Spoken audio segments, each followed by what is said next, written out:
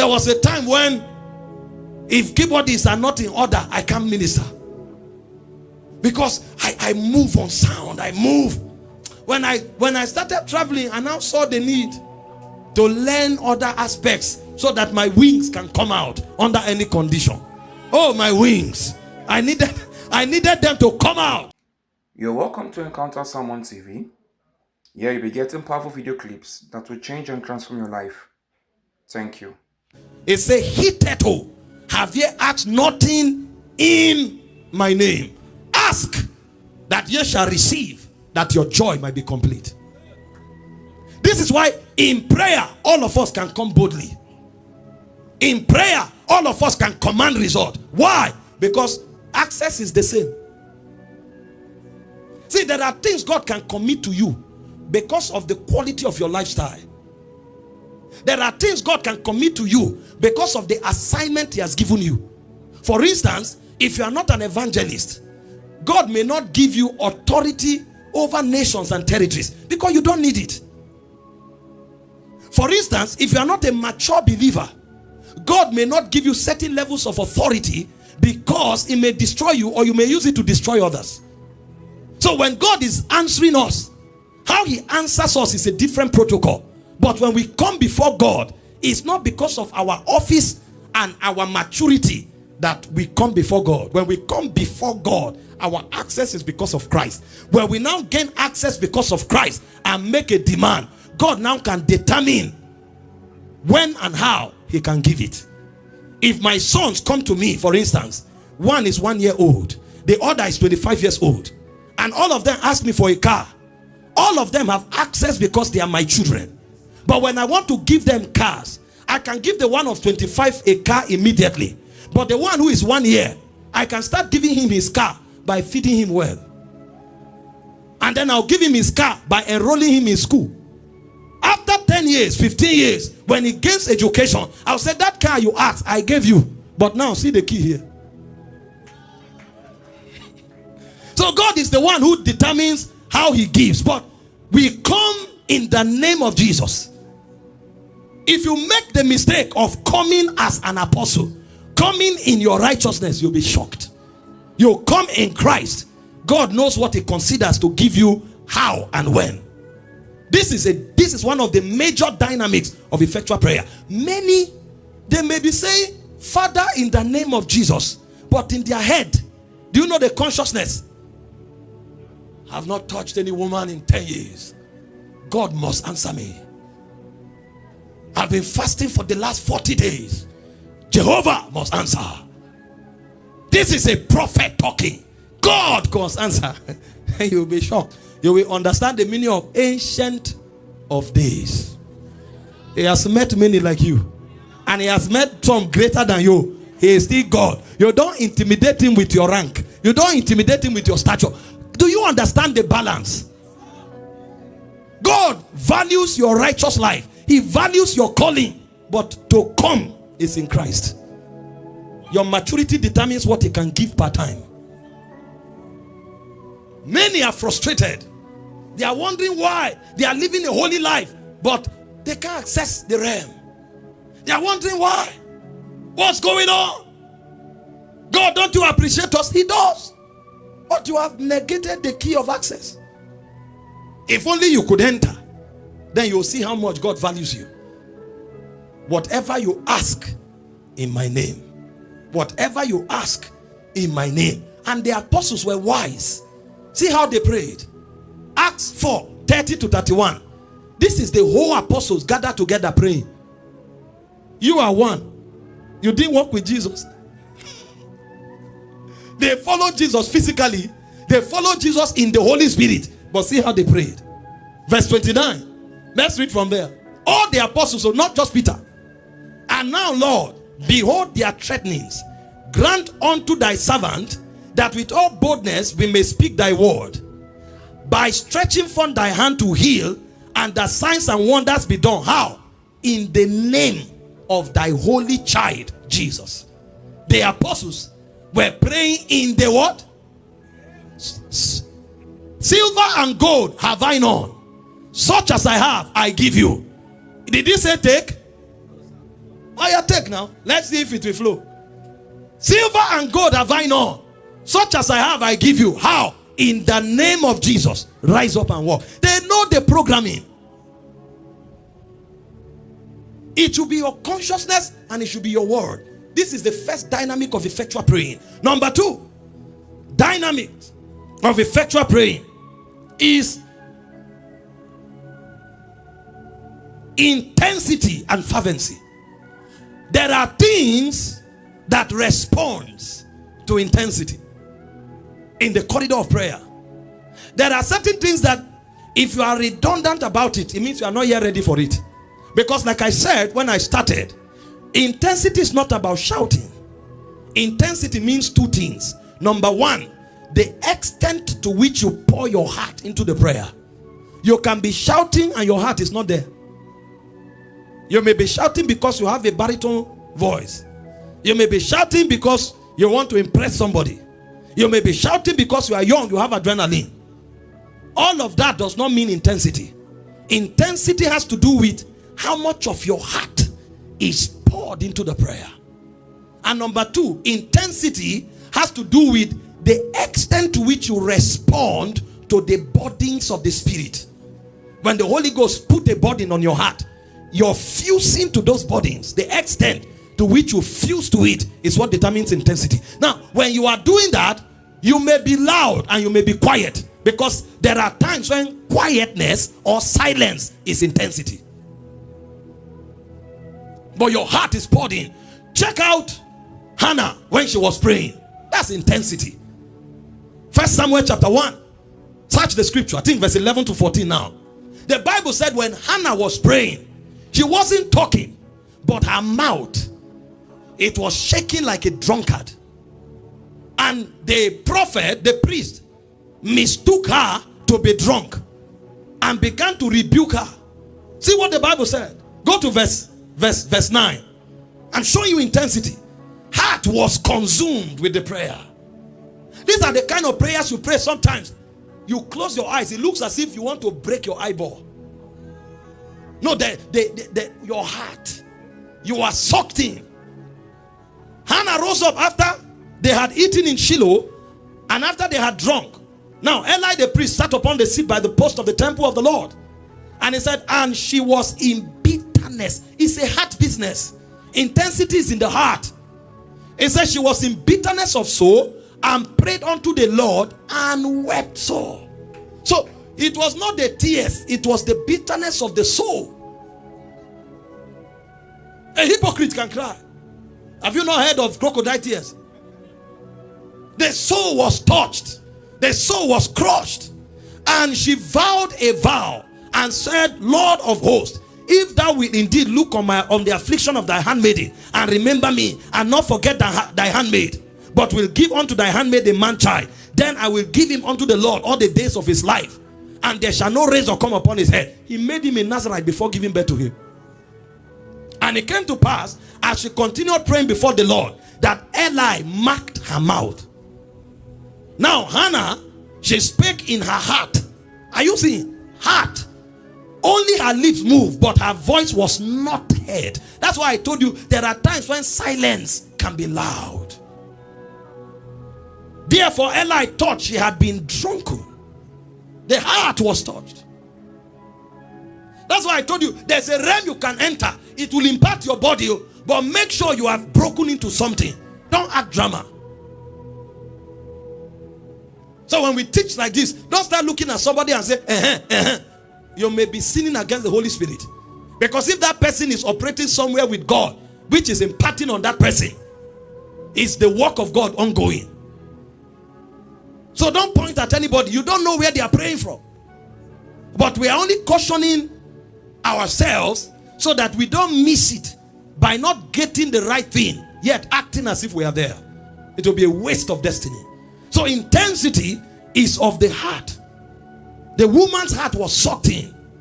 Look at Jesus in Matthew 26, 40 to 42.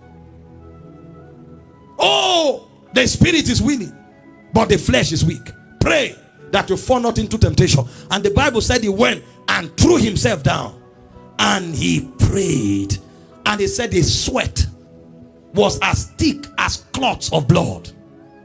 That's burden. There is an assignment that the Father must have him do. So he was wrestling with that burden. He was wrestling. Oh, if it is possible, let this cup pass me by, yet not my will but thine. That was the transaction. He was dealing with a burden.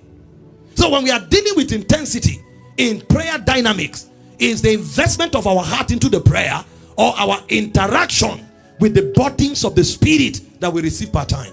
That's why a man cannot pray effectively or effectually if his heart is not invested, and if he doesn't know how to access burdens in the Spirit. This is why we advise you to be careful what you see and hear, because most of us, we abort burdens. God is piping something into your soul, but you kill it with a movie. Is it a sin? No, it's not a sin. But you will never be pregnant in the Spirit. You will never have children to bring forth. At the end of your life, you will end up barren in the Spirit, because you won't know the language of travail. You will not be part of those in Zion that God summons to utilize their womb to birth spiritual agenda, because you are an aborter. Every burden that comes from gossip to visiting places you don't have any business with, to wasting it with watching things you don't have time for. So you can't trap. Oh my God. Ask pregnant women to educate you. They have first trimester, second trimester, third trimester. In the first trimester, all they have is a clot of blood. If a pregnant woman in the first 3 months goes for marathon, blood, the thing will just go out. That's a child. The child has gone. And in the last trimester, is a weight, because a full baby is there. At that time, even if she wants to, she can't. It's heavy. So they walk with caution, because they have to also be careful for the child to turn so that his head can face down to be able to come out. His spiritual things are delicate. You see, as soon as Zion travailed, she brought forth. She brought forth. It's like pregnancy. This is why intensity is a critical component. Oh, look at Elijah in 1 Kings 18 from verse 42 to 46. He came to the king. Prepare yourself. I hear the sound of an abundance of rain. He has caught a frequency in the Spirit, but he knew he would need the womb of the altar to incubate and to birth it. When he finished talking, the Bible said he went and put his head in between his thighs. The only time he spoke to his servant was, go and check. That's not a time for meeting. That's not a time for birthday parties. That's not a time for, hey, my friend is graduating, I have to visit. No, sir. That's season of travail. There are many things that must be shoved off. The guy was wailing in prayer until the cloud gathered. When he caught it, he knew it was done. He said, let's go. It's over. You know, why do you think very few people manifest spiritual things? When you start talking like this, some people say the gospel is easy. You are making it complex. If it's so easy, why are you not manifesting? The gospel is easy because Jesus paid for salvation. You received it. But for you to walk out spiritual realities, you will walk with the Holy Ghost. It's not careless, sir. If it is that careless, all of us will be manifesting. Don't deceive yourself. And don't, people who have nothing to show, hang on comment box. They are theologians talking what they don't know. If you know so much, why are you in the comment box? We should have met in the field, where warriors fight, where kings go to war, where we defend gates. Talking as if they know something. And not to what? Faint. So those who don't pray will faint. How many times did Elijah pray? 1 Kings 18, 41 to 46. On one matter, 7 times. How many times did Jesus pray in Gethsemane? Matthew 26, 40 to 43. 3 times in one night. And Jesus told us in his own case, every time he prayed was 1 hour. And that was not the day he started praying. Mark 1:35. Every day, the Bible said in the cool of the day, Jesus went to a solitary place. There he prayed. He didn't start praying in Gethsemane. It was his lifestyle. In this media age, be careful. You can cheaply become popular. It doesn't mean you are impactful. Especially this generation. Don't be carried away. The guarantee that you are making impact is two. Number one, that the Holy Ghost will bear witness. And number two, that what you are doing it the Bible way. Anything you are doing that is not the Bible way is not impactful. Anything you are doing that the Holy Ghost does not bear witness is not impactful. Then over time, you can now see the fruit. But that one takes time.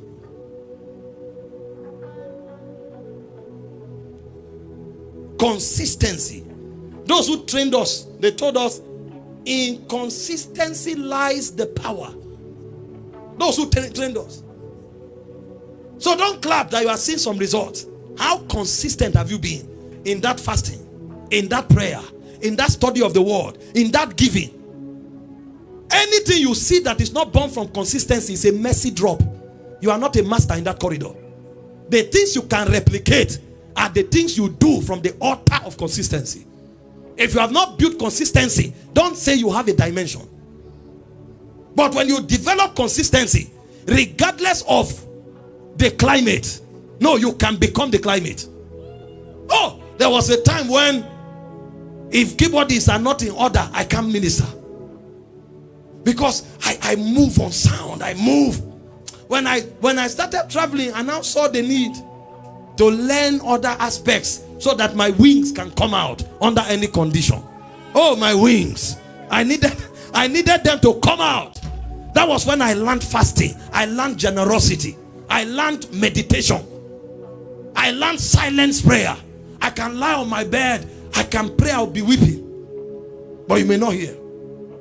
I can be chewing on scriptures for 2 hours. Scriptures, I'm just talking them from one scripture to another. My spirit is charging. When I stand up, oh, I will even tell you when I will fly. But it takes consistency. Strengthen your handle of spiritual things. Become effective. God depends on your effectiveness to be able to effect his agenda on the earth. But these are the codes. Anybody can do it. I didn't say if you are a special apostle, if you are a special prophet. It has nothing to do with title. It has everything to do with the protocol. Access in the name of Jesus. Intensity, which is the investment of your heart or your reception of burdens. Consistency, which is your persistent prayer regardless of circumstance. See, when you start learning how to pray effectively, there are times when you will not feel like praying, you pray. There are times when circumstances will negate prayer, you will pray. Because for you, it's not just answer. That's how you breathe. We give ourselves. They didn't say we will pray. We give ourselves to prayer. We give ourselves. Acts 6:4. We give ourselves to prayer and to the ministry of the word. Consistency. In 1 Thessalonians 5:17, it said, pray without ceasing. Colossians 4:2 said, continue in prayer and watch in the same. Continue in prayer. This is how you build. All this coming to prayer meeting and you become suddenly a prayer giant. You will fight battles that you'll be ashamed to speak about.